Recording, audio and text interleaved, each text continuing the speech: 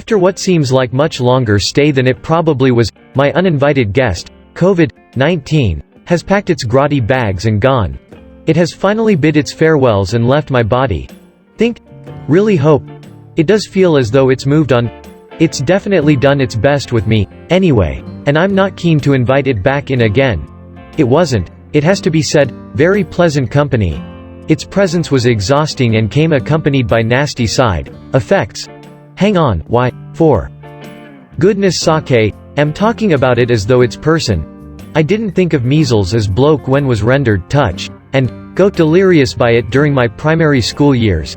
But somehow, because we'd already heard about this new virus spreading its venom throughout the world, it sort of did feel as though COVID-19 knocked on my door. It was March 20th, Friday. That's when first felt its claws pawing at my body. I emailed one of my colleagues at the Mirror. Hope you're okay. I'm in bed with horrible sore throat, dry cough. I'm staying away from everyone, which is actually dream come true. Ha ha ha. By the next morning, wasn't finding it very funny at all. All can say is felt as though I'd been clobbered in my sleep. However hard tried to get myself out of bed and on with the day ahead, something was holding me back. I'd had horrible gut pain for few days. My whole digestive tract was making pain of itself, demanding attention and really dragging me down. And that annoying, dry cough persisted and, even worse, was aggravating my already fiery throat. Maybe should get some more sleep. Thought, then I'll be fine. I never give in to illness. Don't even take paracetamol for headaches or other pain relief because believe that's what my body's immune system is for. I'll be fine. Thought.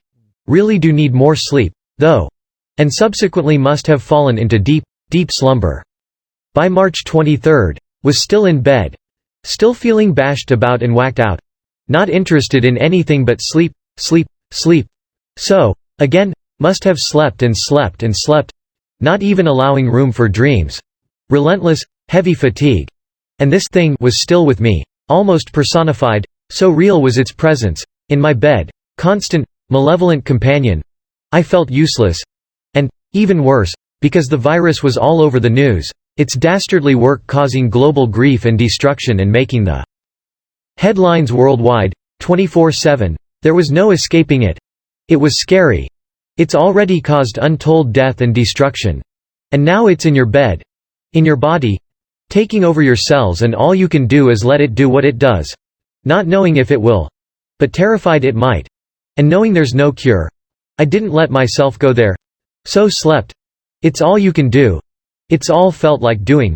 Meanwhile, my husband, who had to stay at home for fear of infecting his colleagues at ITV's this morning, imagine how popular I'd have been if that had happened, kept me supplied with liquids. I didn't feel like eating at all.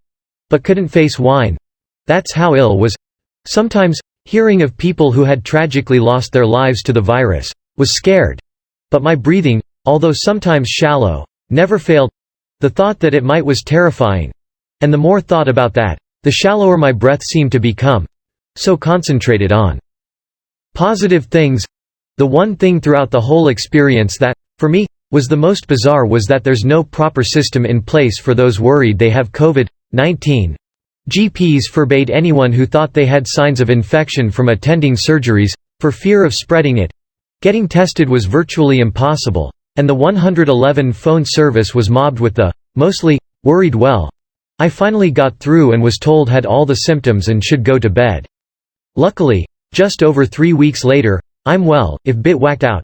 My thoughts very much remain with those still fighting this horrible disease.